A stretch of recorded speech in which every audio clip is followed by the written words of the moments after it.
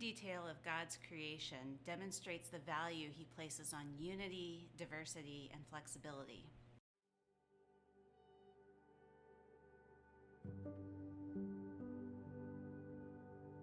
As a cell biologist, I am trained to examine and study cells, the smallest forms of life that we know of on the planet. Every living thing that we know of is made of cells, and these cells come in all shapes and sizes and levels of complexity. They have different structures so they can perform different functions. As I look at the types of cells in nature, one thing it leads me to do is think about God as the creator. If we believe that God created the world, then we might expect to see some aspects of his values in the creation that he has made. When I look at creation, I can see that God values detail. These little tiny cells are made up of thousands of even smaller molecules, each one with a particular shape and structure for doing its own function. God values unity. If we examine these little molecules and cells, we see cases where the similar molecules and similar structures are present in all of them.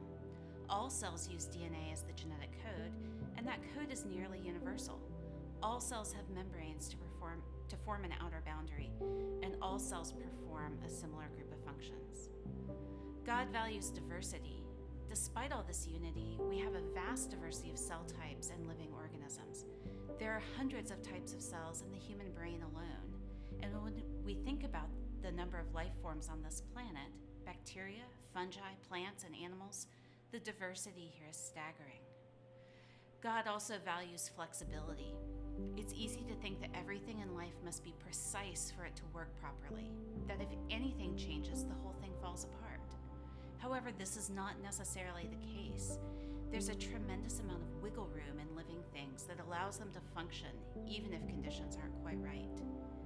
And it is through these ideas that we can see how God equips living things for life on this planet and gives it the ability to carry out its precise functions despite a changing environment.